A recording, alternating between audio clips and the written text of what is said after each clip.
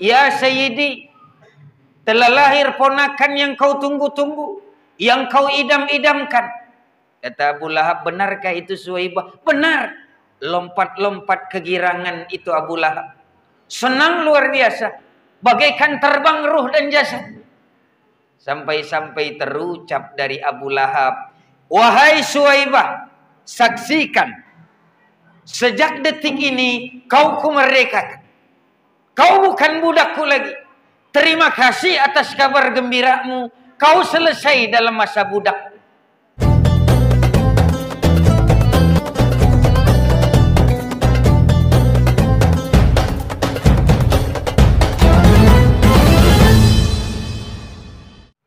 Alhamdulillah. Alhamdulillahilladzi ja'ala al-laila wan-nahar. Asyhadu an la ilaha illallah wahdahu la syarikalah.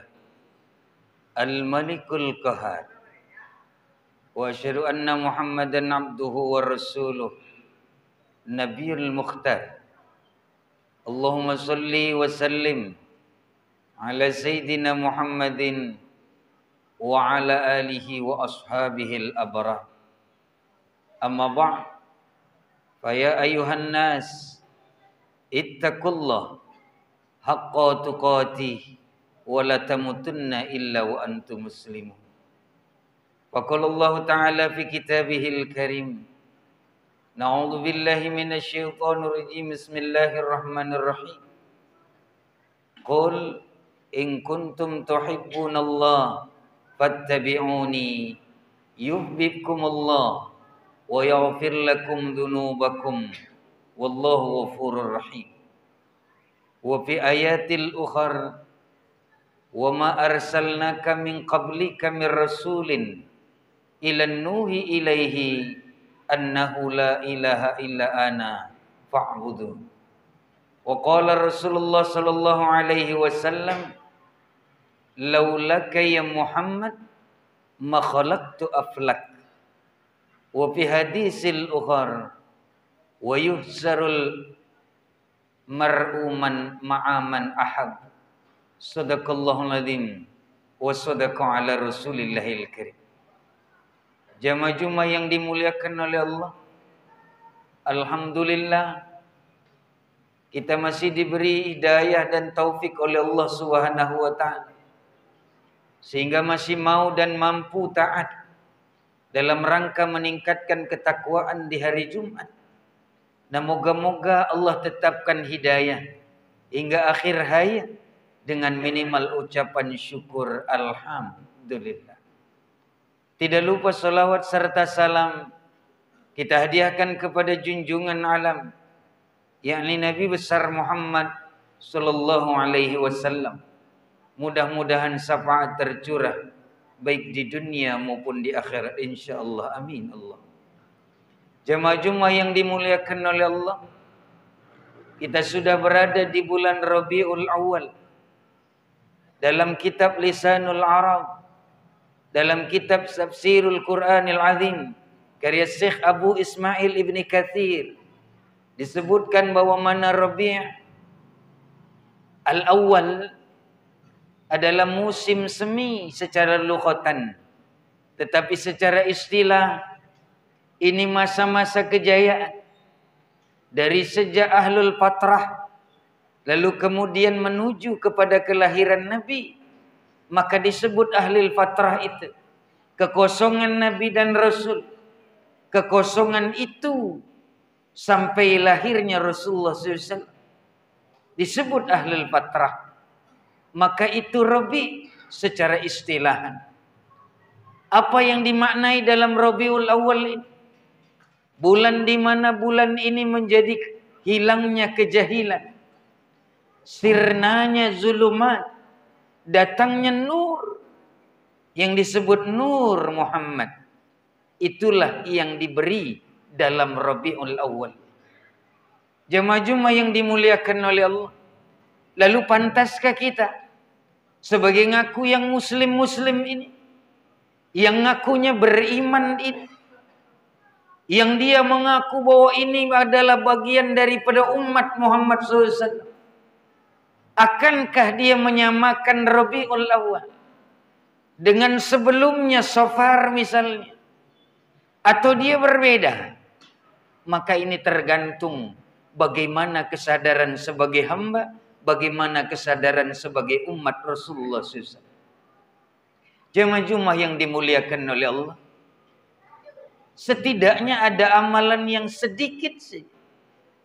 Apa amalan itu? Ini bulan sholawat. Yang seandainya bersolawat di bulan ini, oh luar biasa hebat. Kita kenal dalam sebuah kitab namanya Kitab Al-Ghunyah, karya Syekh Abdul Qadir Jilani, bahwa kata beliau, sholawatun minallah ila Rasulillah, sholawat dari Allah kepada Nabi, wahiyya rahmah, maka lahirlah rahmat dari Allah SWT. Nikmat terbesar bentuknya rahmat. Wa sholawatun minal malaikah, kalau ada sholawat dari malaikat, kata Nabi, kata Syekh Abdul Qadir Jilani dalam kitabnya ini, wahiyya karamah, lahirlah keramat, lahir kemuliaan. Malaikat mulia dengan sholawat kepada Nabi.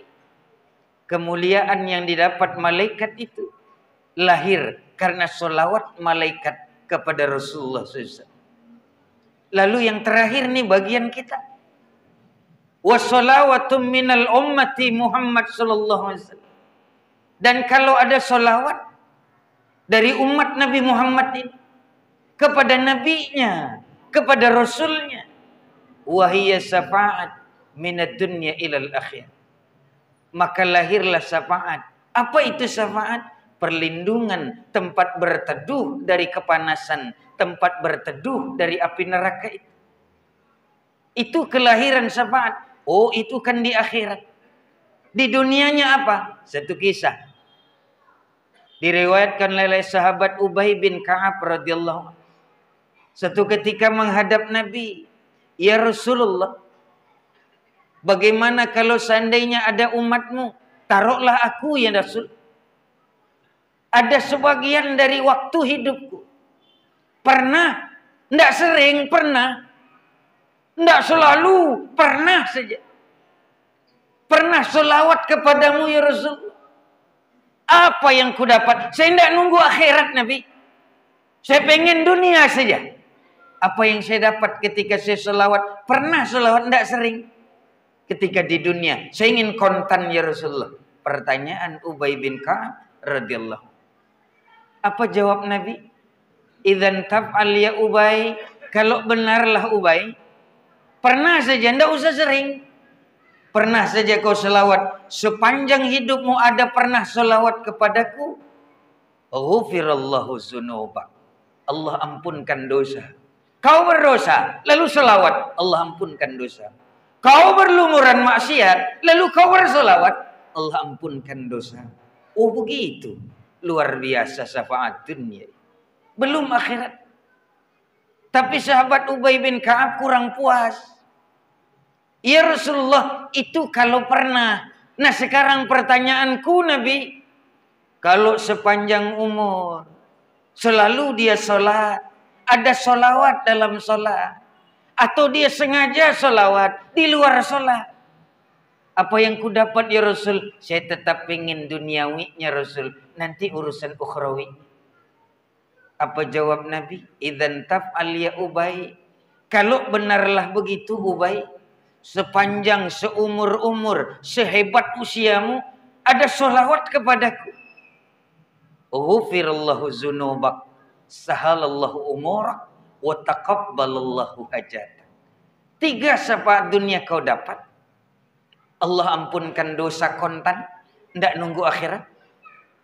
Allah mudahkan urusanmu, itu masih duniawi, tidak ada ukhrawi.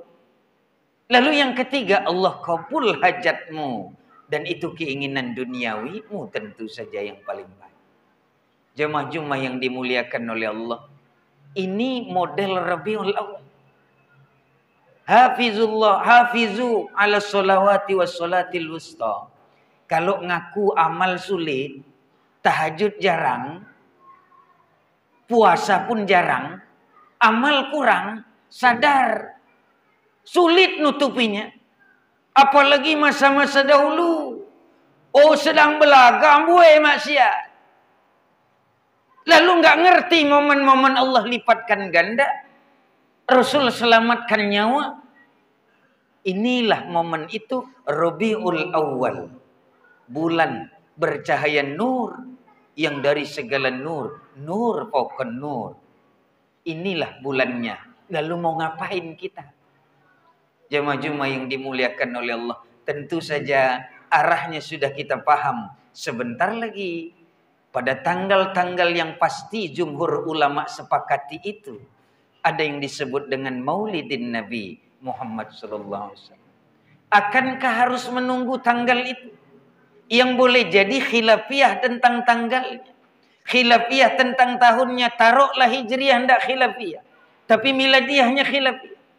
Sepanjang Rabiul Awal, apa yang kau isi sebagai rahmatan lil alamin, sebagai contoh dari Rasul dan Nabimu itu. Jamaah-jamaah yang dimuliakan oleh Allah. Sekiranya untuk menggugah itu, kita buat satu kisah lagi. Kita berikan satu kisah lagi.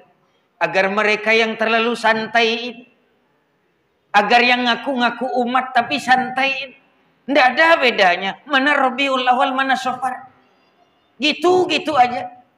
Sholatnya sama, sholawatnya jarang, puasanya tidak pernah. Sama saja. Ini kita jelaskan satu kisah supaya bisa menggugah gairah spirit. Bagaimana mengisi Rabiul Awal, entah lanjut dengan Rabiul Akhirnya, entah terus dengan Jumadil Awal akhirnya. Mudah-mudahan bisa menggugah itu. Apa kisah itu? Dalam kitab Sahih Bukhari Muslim dijelaskan pada saat menuju momen Rasul hendak dilahirkan sebagai wujudil jasad, dalam bentuk wujud jasad. Ada seorang paman beliau yang dari sejak lahir sampai wafat kafir, tidak pernah mau tergiur dengan Islam. Kita kenal namanya, diabadikan dalam surah Al-Lahab, Abu Lahab. Oh, nungguin Sayyidatil Aminah binti Wahab, ibunda Rasulullah SAW, ditunggu, bahkan lelah menunggu. Katakanlah ini sudah 9 bulan dalam kandungan. Nunggu Abu Lahab, kapan keponakanku lahir, yang ditunggu-tunggu lahir. Akhirnya lelah, pulanglah Abu Lahab ke rumah. Sesampai di rumah, tidak lama berselang, dalam sahih Risalah Nabawiyah, Sirah Nabawiyah, Tarikhul Islam, Nabi lahir menjelang subuh. Subuh itu ditugaskan karena Abu Lahab lelah, ditugaskan Suwaibah, budaknya Abu Lahab, untuk nungguin Aminah. Hai budakku, tolong gantikan posisiku nunggu ponakan yang ku tunggu-tunggu mau lahir. Kalau lahir lapor sama saya. Siap ya Sayyidi. Baik tuanku, labaik. Siap, laksanakan. Namanya budak. Begitu lahirlah itu yang dijanjikan oleh Allah Subhanahu wa taala sebagai nabi terakhir, penyelamat rahmatan lil alamin. Begitu lahir subuh itu, berlarilah Suwaibah mengabarkan kepada tuannya, pemilik jasadnya di dunia sebagai budak, tentu aja pimpinannya, sayyidnya Abu Lahab. Ya Sayyidi, telah lahir ponakan yang kau tunggu-tunggu, yang kau idam-idamkan. Kata Abu Lahab, benarkah itu Suwaibah? Benar. Lompat-lompat kegirangan itu Abu Lahab. Senang luar biasa, bagaikan terbang ruh dan jasad. Sampai-sampai terucap dari Abu Lahab, wahai Suwaibah, saksikan, sejak detik ini kau kumerdekakan. Kau bukan budakku lagi. Terima kasih atas kabar gembiramu. Kau selesai dalam masa budak. Dikonversi oleh ulama. Bahasa ilmiahnya konversi. Bahasa kita dikira-kira. Pada zaman itu nilai budak yang dimerdekakan jumlahnya dalam bentuk rupiah ratusan juta rupiah. Apa sih maknanya? Abu Lahab 100% kafir, abadi di neraka, musyrik dia karena senang maulidin Nabi Muhammad sallallahu alaihi wasallam. Kasarnya dengan memerdekakan budak seolah-olah dia nyumbang ratusan juta. Apa yang didapat Abu Lahab sebagai syafaat? Baik dunia, alam barzah, akhirat. Apa yang Abu Lahab dapat? Sejak itu ketika Abu Lahab wafat, dari hitungan wafatnya Abu Lahab sampai yaumul akhirat dan keabadiannya di neraka, setiap datang hari Senin diringankan siksanya. Luar biasa, Masya Allah. Abu Lahab 100% kafirnya, hebat musyriknya, musuh agama, karena senang maulidin Nabi Muhammad SAW. Allah ringankan siksanya, minad dunya, minal barzakh, minal akhir. Setiap datang hari Senin. Hikmahnya kita 100% ngaku muslim, 100% bilang beriman, ngaku umat Nabi. Datang Rabiul Awal santai saja.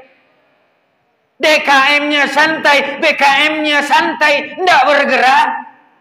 Umatnya seolah-olah tidak gelisah, tidak ingat nabinya. Kalaupun ada peringatan maulidnya, tidak pernah nyumbang. Pengen masuk surga.